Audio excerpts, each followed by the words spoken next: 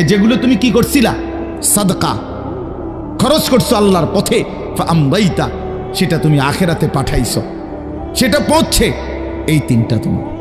ওয়ামা সিওয়া যালিকা, আর এই ছাড়া বাকি সব ফাযাহিবুন তোমার থেকে সরে যাবে, চলে যাবে।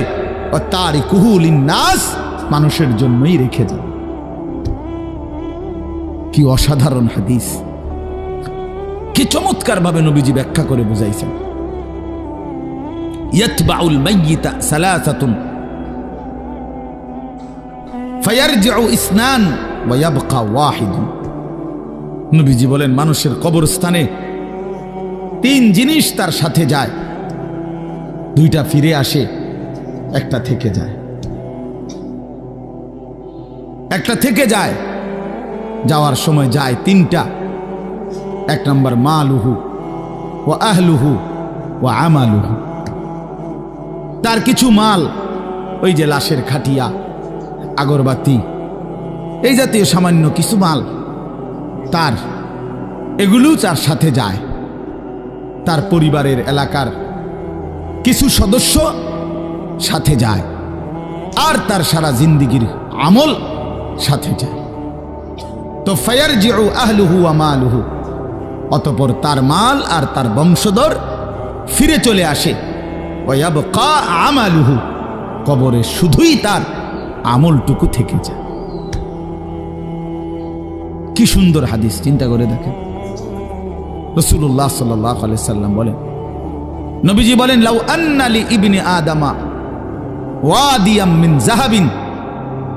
উম্মত শুনো, বনি আদম কত লুভী, শোনো মানুষ কত লুভী হয়, দুনিয়া লুভী কি পরিমাণ লুভী হয়, যার কলজার ভিতরে একবার আখিরাত ভুলে গেছে।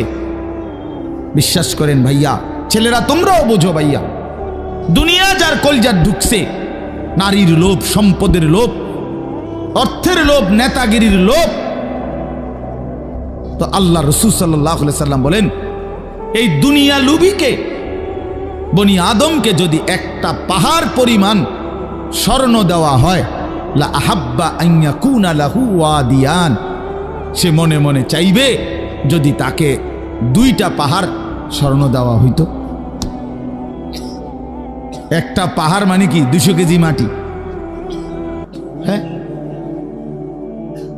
কথা বুঝছেন? একটা পাহাড়ের মধ্যে 200 কেজি মাটি, তো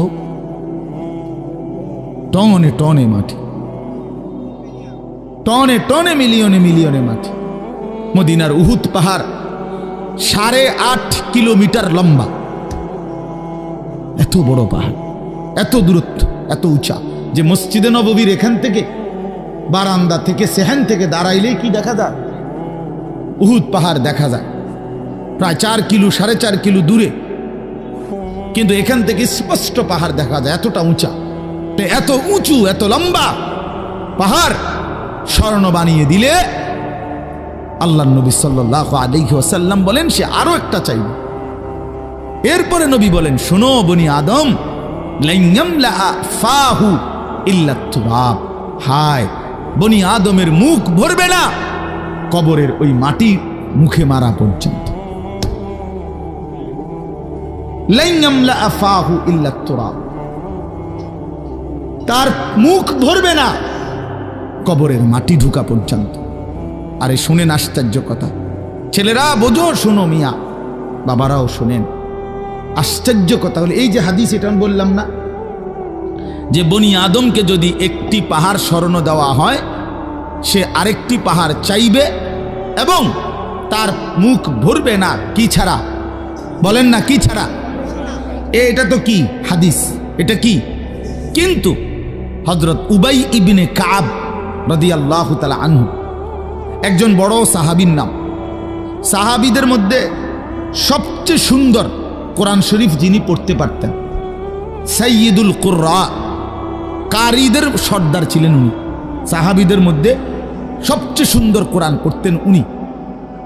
কোরআনুল কারীম এত সুন্দর পড়তেন যে আল্লাহ তাআলা সরাসরি নবীজির কাছে জিবরাইল পাঠাইয়া আদেশ করছে, বন্ধু আপনি উবাই এর জবান দিয়া কোরআন শরীফ শুনেন। শুনেন, ওই পড়লে আমার আরশ কাইপা ওঠে। শুনেন শুনেন, আমনে শুনুন।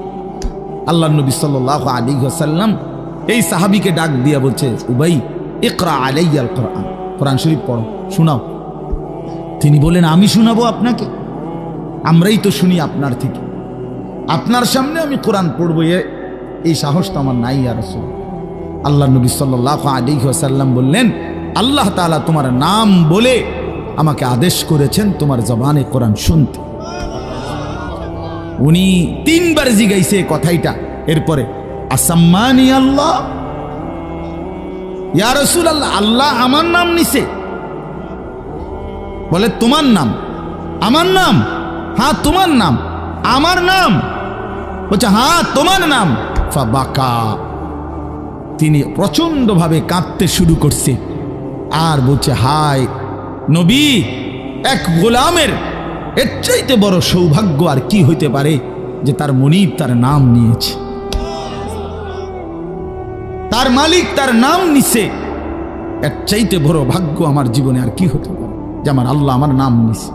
যাই হোক, আমার বলার উদ্দেশ্য হলো, এই সাহাবী উবাই ইবনে কাব বলেন, এই যে হাদিস, এটা নবীজি আমাদেরকে এত বেশি বার বলছে, বারবার বারবার বলতেন। আমরা প্রথমত কুন্না নারা, একের সরাসরি তাফসিরে আছে, কুন্না নারা হাদা মিনাল কোরআন, আমরা এটাকেই মনে করতাম যে এটা কোরআনের আয়াত। এত বেশিবার নবী এটা আমাদের সামনে পড়ছে। অর্থাৎ সাহাবীদেরকে দুনিয়া থেকে, দুনিয়ার লোভ থেকে ফিরাইবার জন্য, আখিরাত মুখী করার জন্য, পরকাল মুখী বুঝাবার জন্য এত বেশিবার বলছে এটা। উনি বলেন, আমরা প্রথমত এটা ভাবতাম এটা কোরআন শরীফের আয়াত। হাত্তা নাজালাত আলহাকুমুত তাকাসুর হাত্তা যুরতুমুল মাকাবির, এরপরে যখন আলহাকুমুত তাকাসুর এই সূরাটা নাজিল হইছে, এই আমি এখন যেই সূরাটা পড়ছি তার পরের সূরা, এটা যখন নাজিল হইল তখন আমরা বুঝলাম যে না, এইটা হইল কোরআন, আর এতদিন যেটা মনে করছি এটা রাসূলের হাদিস। আল্লাহ নবী সাল্লাল্লাহু আলাইহি ওয়াসাল্লাম এভাবে উম্মতকে দুনিয়া থেকে সরাইতে চাইছে, দুনিয়ার লোভ থেকে। আজ আমরা জিন্দেগির মাকসাদ বানায় নিছি। জওয়ান বলেন, বুড়ো বলেন, আমি বলেন, আপনি বলেন, আমাদের জীবন শুধু দুনিয়া, অথচ আখিরাত, হাসরের ময়দান, কিয়ামত, পরকাল আমাদের দরজায় কড়া নাড়তেছে। প্রতিনিয়ত আমাদের সামনে যে মানুষগুলো মৃত্যুবরণ করতেছে, এরা যেন আমাদেরকে হাত নেড়ে নেড়ে, করা নাইরা নাইরা যেন বলতেছে, আখিরাতের দিকে যাচ্ছি, তুমিও আইসো। ঠিক না? এই জন্য কবর জিয়ারতের দোয়া আছে সালামের সাথে। ওই ওমর ফারুক ভাই নিয়ে যায়, হারে বেটা, বেচারা আমার তে বড় বক্তা, ওরা নিচে বলছে, হায় হায় সার। তো কবর জিয়ারতের দোয়ার মধ্যে, সালামের মধ্যে এটা অংশ আছে, আনতুম লানা সালাফুন ওয়া নাহনু লাকুম তাবাউন। হে কবরবাসী, আপনি তো আমার আগে চলে গেলেন, অচিরেই আমি আপনার পিছনে পিছনে আসতেছি। ওয়া নাহনু লাকুম তাবাউন, আমরা আপনার পিছনে পিছনে আসতেছি। আপনাকে সালাম, আপনাকে সালাম। এইভাবে তো আল্লাহ নবী সাল্লাল্লাহু আলাইহি ওয়াসাল্লাম কোরআনের আয়াতগুলো, সূরাগুলো অধিকাংশই আপনাদেরকে, আমাদেরকে ভাই বুঝাইতে চাইছে আখিরাত, পরকাল। কতভাবে ইকতারাবা লিন্নাসি হিসাবুহুম ওয়া হুম ফি গাফলাতিন মুরিদুন। আল্লাহ তাআলা বলে, বান্দা, হিসাবের সময় তো কাছাইয়া গেল, আখিরাত তো চলেই আসলো, কিয়ামত তো চলেই আসলো, আজও তো তুমি গাফিল হয়েই রইলা। 40 বছর হয়ে গেছে, 1 বছর শেষ হইছে, এভাবে বুঝি নাফরমানিতে পড়ে রইলা বান্দা। 365 দিনে কোনদিন ছেলেরা, তোমরা যারা ফজরের নামাজ পড়ো না, তুমি বলো না বাপ, এত শক্ত এত পাষাণ কেমনে হইলা? 1টা বছর কোনদিন ফজরের নামাজ পড়ো নাই, এত বড় নিকৃষ্ট জানোয়ার মুসলমানের বাচ্চা কেমনে হয় বলেন? এত বড় জানোয়ার একটা মানুষের বাচ্চা কেমনে হয়? এটা কি পরিমাণ হাইওয়ান, এটা কত বড় হাইওয়ান, এটা কত বড় জন্তু, কত বড় পশু। 1 বছর 365 দিনে এই হাইওয়ান কোনো দিন ফজরের নামাজ পড়ে না। শুধু 1 বছর, খবর নিলে দেখবেন 10 বছর, খবর নিলে দেখবেন 5 বছর। জানোয়ারের মতো, ইহুদির মতো, খ্রিস্টানের মতো চুল রাইখা তৃপ্তি বোধ করে। এর চাইতে অসভ্যতা, এর চাইতে নিকৃষ্ট রুচি, এত বিকৃত মানসিকতা কোন জন্তু জানোয়ারেরও হয় না বেটা, জন্তু জানোয়ারের। তোমরা যে সমস্ত ছেলের চুল ইহুদির মতো, খ্রিস্টানের মতো, বেঈমানের মতো বেটা, তুমি একদম নিম্ন রুচির মানুষ, একেবারে ফসা মানুষ বেটা, তুই বেটা ফালতু লোক বেটা, তুই বেটা তোর কোনো রুচি বলতে কিছু নাই বেটা, তোর কোনো রুচিবোধ নাই বেটা। কার মতো মুসলমানের বাচ্চা হইয়া মুসলমানের ঘরে জন্ম নিয়া বেটা আল্লাহর আজান শুনলি, ডান কানে বাম কানে তোরে আজান দিছে, এক পবিত্র মা তোরে 2টা বছর দুধ পান করাইছে বেটা, কোন শরমে বেটা তুই ওই বেঈমানদের মতো চুল কাটলি বেটা? ওদের কোনো জাতপাত আছে বেটা? ওদের কোনো ইজ্জত আছে না সম্মান আছে? আল্লাহ তাআলা কোরআনুল কারীমে বলছে ইন্নামাল মুশরিকুনা নাজাস, কোরআনের আয়াত কিনা? আল্লাহ বলছে সমস্ত মুশরিক নাপাক, নাজাসুন নাজাস, সমস্ত ইহুদি নাপাক, সমস্ত খ্রিস্টান নাপাক, সমস্ত হিন্দু নাপাক, সমস্ত বৌদ্ধ নাপাক, সমস্ত নাস্তিক নাপাক, সমস্ত মুরতাদ নাপাক, সমস্ত বেঈমান নাপাক।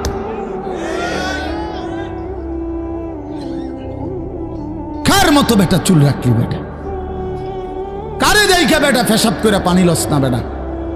কোন সভ্য থেকে শিখলি বেটা? এটা কার থেকে শিখলি? জীবনে 2-4 অক্ষর পড়ালেখাও করো নাই,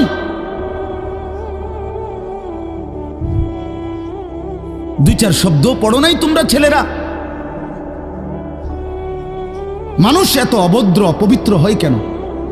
কোরআনুল কারীমের মধ্যে আছে, আল্লাহ তাআলা বলে বান্দা, কি আজীব কথা, কোরআন শরীফে আছে বান্দা কোনোভাবেই যদি পানি নাই, ঠিক আছে, ফাইন লাম তাজিদু মাআন ফাতায়াম্মামু সাঈদান তাইয়্যিবা, তাহলে মাটি দিয়ে, পবিত্র মাটি দিয়ে তায়াম্মুম করো, তবুও নিজেকে পবিত্র বানাও।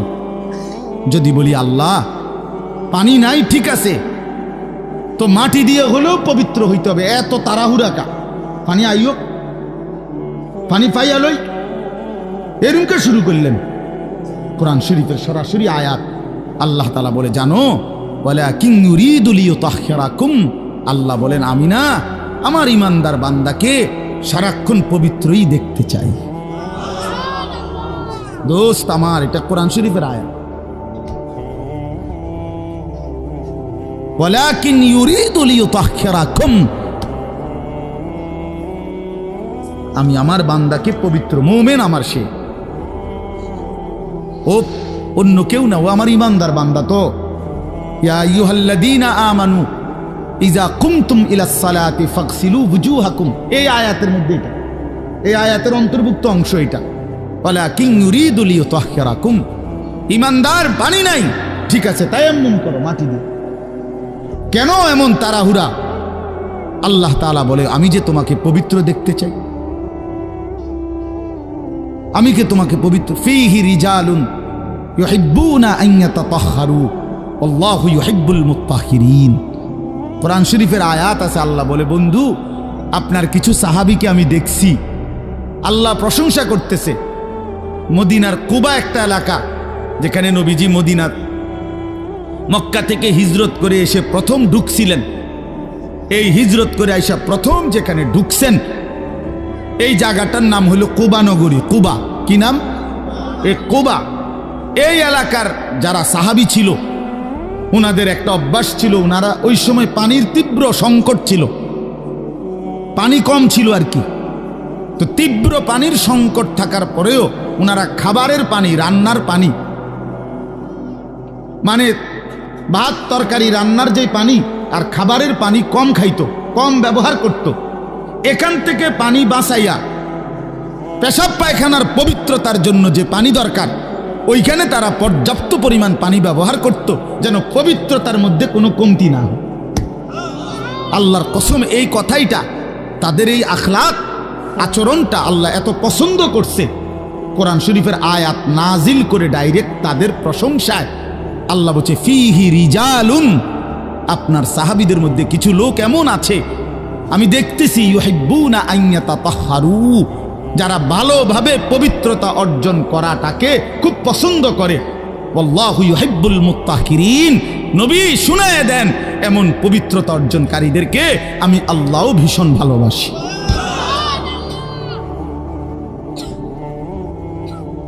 তোরে আল্লাহ ঘৃণা করে।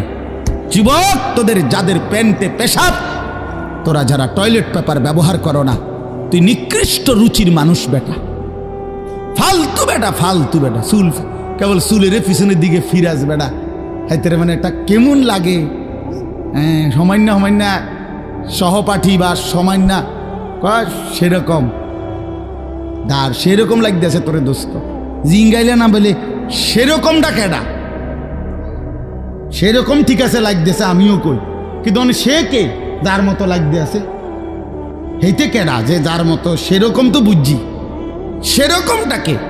সেরকম কি গাঁজাখোর না ফুট্টাখোর না বাবাখোর না ডাইলখোর না হারামখোর না মদখোর না ইয়াবাখোর? কার মতো লাগতেছে তারে জিঙ্গা? তুই যে আমারে কইলি সেরকম লাগতে আছে, হেতে কেডা যার মতো লাগতে আছে আমারে? কথা বলেন। হ্যাঁ, তো জিঙ্গাইলে কবে দোস্ত ফুট্টাখোরের মতো লাগে, তোর বাবাখোরের মতো লাগে তোর। কারণ কোন ভদ্র মানুষ, ইমানদার, নামাজি, কোন চরিত্রবান পবিত্র মানুষ নাপাক থাকতে পারে না। তো তাহলে তো এটা বুঝাই যায় তোরে কার মতো লাগে বেটা। হ্যাঁ, নাই তো হে বলুক যে দোস্ত তোর চুল দেখে মনে হয় পুরা বাইজিদ বসতাম, তোর একদম জোনায়েদ বাগদাদির মতো লাগতে আছে, এমন নি? তাহলে তোর চোর ডাকাইতের মতোই তো লাগে। আস্তাগফিরুল্লাহ, আস্তাগফিরুল্লাহ। প্রিয় ভাই আমার, বন্ধু আমার, আখিরাত যেন ভুলে না যাই। মহান আল্লাহ পাক রব্বুল আলামিন এই কোরআনুল কারীমের মধ্যে বারবার আমাদেরকে আখিরাত মনে করাইছে। আমাদের জিন্দিগি ঈমানের জিন্দিগি, আমাদের জিন্দিগি পবিত্র জীবন ভাইয়া। আমরা শুধুই দুনিয়ার জন্য না, শুধু দুনিয়ার জন্য, দুনিয়ার জন্য আল্লাহ তাআলা কোরআন শরীফ আছে ওয়াদারনি ওয়াল মুকাদ্দিবিনা উলিন না'মাতি ওয়া মাহিলহুম কালিলা। আল্লাহ বলছে, হে আমার বান্দারা, নাফরমান পাপীদেরকে অল্প সময়ের জন্য দুনিয়া ভোগ করতে দাও, ওদেরকে দুনিয়া খাওয়ায়া পরাইয়া এরপরে আমি নিয়ে আসবো, আমি এজন্যই বানাইছি। কিন্তু তোমরা মুমিন, তোমরা ইমানদার, তোমাদেরকে আমি আল্লাহ তাআলা জান্নাতের জন্য বানাইছি, জান্নাতের জন্য। উইদ্দাত লিল মুত্তাকিন, মুমিনদের জন্যই জান্নাত, মুত্তাকিদের জন্যই জান্নাত। একটা বেঈমানও জাহান্নাম থেকে মুক্তি পাবে না। কোনো কাফের, কোনো বেঈমান, কোনো হিন্দু, কোনো বৌদ্ধ, কোনো ইহুদি, কোনো খ্রিস্টান, কোনো নাস্তিক মুরতাদ পরকালে, পরকালে এক ঢোক, এক জাররা, এক লোকবা, এক ঢোক পানি মিলবে না, সুখ মিলবে না। ঈমানবিহীন সমস্ত ভালো কাজ আখিরাতের বিচারে পরিত্যক্ত, মরদুদ, বাতিল। ঈমান শর্ত। মৃত্যু পরবর্তী যেই কোনো বিনিময়ের জন্য উত্তম বিনিময় পেতে হলে কি লাগবে? ঈমান জরুরি, ঈমান জরুরি। ঈমান হারা সর্বহারা, আল্লাহ হারা সর্বহারা, সর্বহারা। তো এই জন্য আল্লাহ তাআলা আমাদেরকে বানাইছিনি আখিরাতের জন্য, আখিরাতে নিজের জন্য। খালাকতুল আশিয়া আলি আজালিক ও খালাকতুকা লি।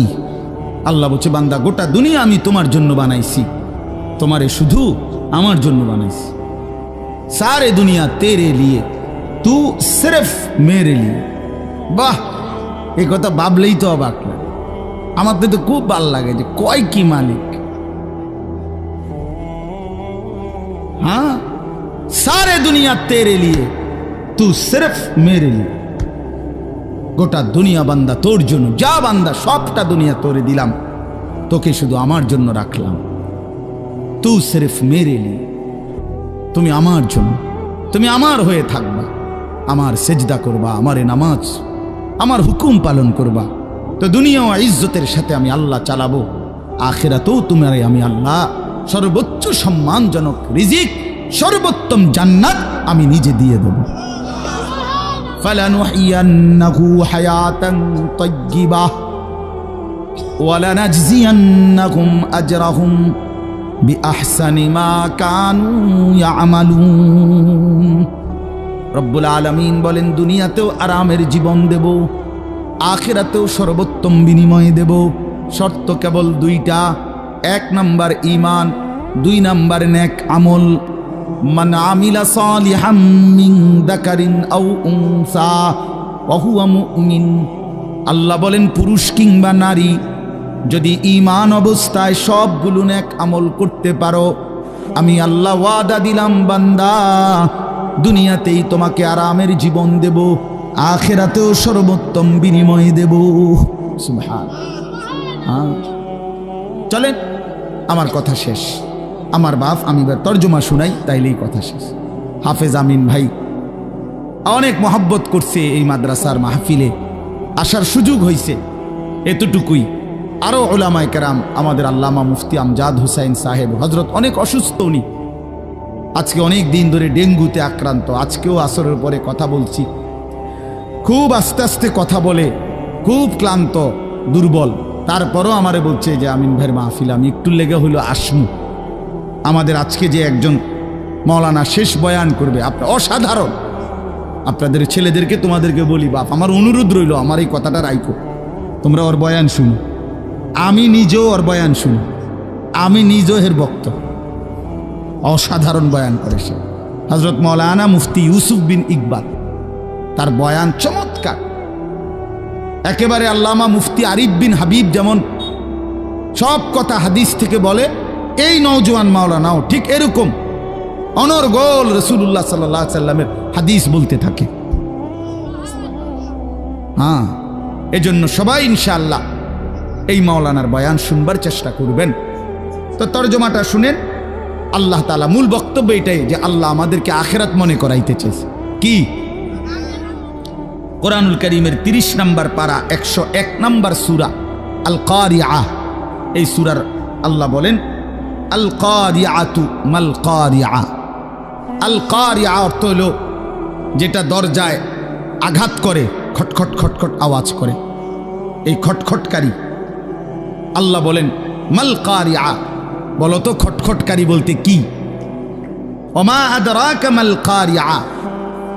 আবারও বলছি, নবী আপনাকে জানতে চাচ্ছে, জানেন এই আঘাতকারী খটখটকারী কি? আল্লাহ বলেন সেটা হলো আখিরাত, কিয়ামত, যেটা আপনার কাছে প্রতিদিন আমাদের কাছে খটখট করে আমাদের দরজায় যেন ঘন্টা বাজাইয়া বলে যাচ্ছে যে কিয়ামত তো চলেই আসলো। আখিরাতের প্রস্তুতি কি হলো বলো? ওই মানুষ তো মরে গেল দেখলা, তুমিও তো মরে যাবা, তোমার প্রস্তুতি কি বলো? এক লোকের জানাজা যাচ্ছিল, লাশ, তো এক বুজুর্গ আল্লাহওয়ালা ওই সামনে দাঁড়ানো, তো ওনার পাশের এক লোক বলতেছে, কার জানি কবর, কার জানি মৌত হইল, আহারে কার জানি কার জানি। তখন তিনি বললেন, হয় তোমার মরণ হইল, নয়তো আমার মরণ হইল। মানে এইটা ভাবো যে হয় তোমার মরণ হইছে, নইলে কার মরণ হইছে? আমার মরণ হইছে। আর ভাবো সে তো মৃত্যুবরণ করছে, 3টা অবস্থা তার শেষ। একটা হইল আজরাইলকে দেখা, এটা তার শেষ। এরপরে জান কবজের যন্ত্রণা, এটা তার শেষ। আর জান কবজের পরে তার মৃত্যুটা বিভৎস। অনেকের মৃত্যু হইতে পারত, তার শরীর ছিঁড়া ফেলছে, তার শরীর নিশ্চিহ্ন হয়ে গেছে, এরকম আপনার মৃত্যু হইতে পারত, কিন্তু তার তো স্বাভাবিক মৃত্যু হইল। যে তার লাশটা অক্ষত আছে দেখা যায়। তুমি এবার ভাবো যে তোমার সামনে তিনটা রয়ে গেছে, যে আজরাইল তোমার সামনে কেমন দাঁড়াবে তুমি চিন্তা করো। তোমার জান কবজের কষ্ট কেমন হবে তুমি ভাবো। তোমার মৃত্যু কি স্বাভাবিক হবে নাকি অ্যাক্সিডেন্ট আর অস্বাভাবিক কোনো মৃত্যু হবে সেটা নিয়ে ভাবো। তাইলে প্রতিটা মৃত্যু আমাদেরকে ঘন্টা বাজায়, প্রতিটা রাত আমাদেরকে ঘন্টা বাজায়, প্রতিটা দিন আমাদেরকে ঘন্টা বাজায় যে বান্দা সময় তো চলে গেল, আখিরাতের কি হলো, কবরের কি হলো, পরকালের কি হলো। ইয়াউমা ইয়াকুনুন নাসু কাল ফারাশিল মাবসুত ওয়া তাকুনুল জিবালু কাল ইহনিল মানফুশ। আল্লাহ বলে একদিন সত্যি সত্যি কিয়ামত হবে, ইসরাফিল ফু দিবে। সেদিন কি হবে? সেদিন সমস্ত মানুষগুলো হয়ে যাবে বিক্ষিপ্ত পতঙ্গের মতো। বিক্ষিপ্ত পতঙ্গ মানে আপনারা একদম সহজ বুঝবেন, ওই যে বাতির মধ্যে, লাইটের মধ্যে, আলোর মধ্যে অনেক সময় যে সাদা সাদা পোক এগুলো আসে, এগুলো দেখছেন? এগুলো কি কয়? উলু উলু। এই যে আর একটু বড় বড় সাদা সাদা, হ্যাঁ, এই উলু উলু, এই উলু পোকা। এইটা যেমন মাঝে মাঝে এইভাবে আসে চারদিক থেকে উইরা উইরা আইয়াই পইরা হয় আগুনের মধ্যে, বাতির মধ্যে, আলোর মধ্যে পইরা পইরা মরে, নিচে মরে। তো আল্লাহ পাক বলেন ইসরাফিল ফু দিবে, কিয়ামত শুরু হবে। মানুষ এরকম পাগলের মতো, উলুর মতো দৌড়াইয়া পতঙ্গের মতো চারিদিকে দিক বিদিক শূন্য হইয়া দৌড়তে থাকবে। কেউ বলতে পারবে না কে কোথায় যাচ্ছে, কোথায় দৌড়াচ্ছে, কি হচ্ছে। সবাই অস্থির হয়ে যাবে। এরই মধ্যে যে যেখানে গিয়ে পড়ে যাবে ওইখানেই তার মৃত্যু, ওইখানেই কবর। ওয়াতাকুনুল জিবালু কাল ইহনিল মানফুশ। পাহাড়গুলো একটা নমুনা আল্লাহ বলছে, পাহাড়গুলো তুলারে দীর্ঘক্ষণ মেশিনের মধ্যে ধুনাইয়া সারলে এবার যখন ঝরঝরা হয় তুলা, তো এবার যদি বাতাস লাগে তাইলে যেমন এটা উড়তে শুরু করে, তুলা উড়ে। তো আল্লাহ তাআলা বলে পাহাড়গুলো এরকম ধ্বনিত তুলার মতো উঠতে থাকবে। পুরা সৃষ্টির সব কিছু ভাঙ্গা চুইরা শেষ হয়ে যাবে। হাসরের ময়দান কায়েম হবে। আর সেখানে কি হবে? দুইটা অবস্থা। ফাআম্মা মান সাকুলাত মাওয়াজিনহু, সেই হাসরের ময়দানে আমল নামা হাতে নিয়ে মিজানের পাল্লায় যার নেকি ভারী হবে, ফাহুয়া ফি আইশাতির রাদিয়া, সেই সন্তুষ্টিময় আরামদায়ক জান্নাতের জীবন লাভ করবে। ওয়া আম্মা মান খাফফাত মাওয়াজিনহু ফাউম্মুহু হাওিয়া ওয়া মা আদরাকা মা হিয়া নারুন হামিয়া। আর যার আমল নামা মিজানের পাল্লায় ওজন দেওয়ার পরে হালকা হবে, গুনাহ ভারী হবে, নেকি হালকা হবে, আল্লাহ তাআলা বলেন তার ঠিকানা হবে হাবিয়া নামক জাহান্নাম। আর আল্লাহ নিজেই বলে, নবী জানেন হাবিয়া জাহান্নামটা কেমন? নারুন হামিয়া, একেবারে প্রজ্বলিত ধাউ ধাউ করে জ্বলন্ত আগুন, এটার নামই হচ্ছে হাবিয়া। হাবিয়া। এখানে একটা কথা শুধু বলি, কথা আমার শেষ। এক নম্বর কথা হলো, এই জিন্দিগির মধ্যে যদি আমল বাড়াই তাহলে আখেরাতে জান্নাত হবে। এই জিন্দিগির মধ্যে যদি নাফরমানি বাড়াই তাহলে আখেরাতে জাহান্নাম হবে। এখানে একটা শব্দ আছে ফাউম্মুহু হাবিয়া। এই ছেলেরা তোমাদের জন্য আমি শেষ এই কথাটা আবার বলে যাই। এই শব্দটার তাফসীর আমি আজকেও পড়ছি, তাফসীরে কুরতুবিতে, তাফসীরে ইবনে কাসিরের মধ্যে আছে।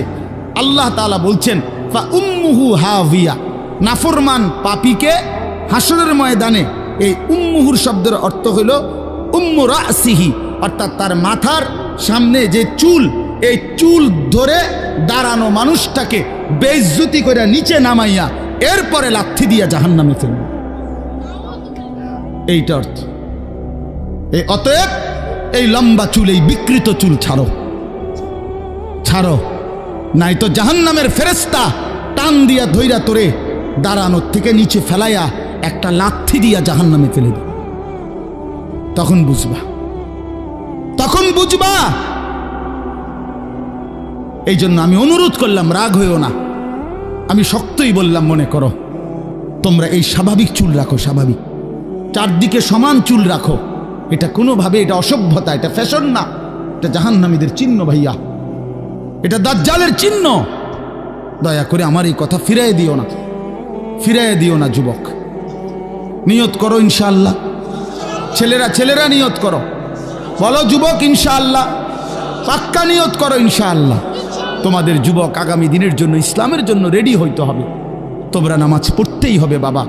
আল্লাহকে রাজি না করলে আমার মাতৃভূমিও নিরাপদ থাকবে না।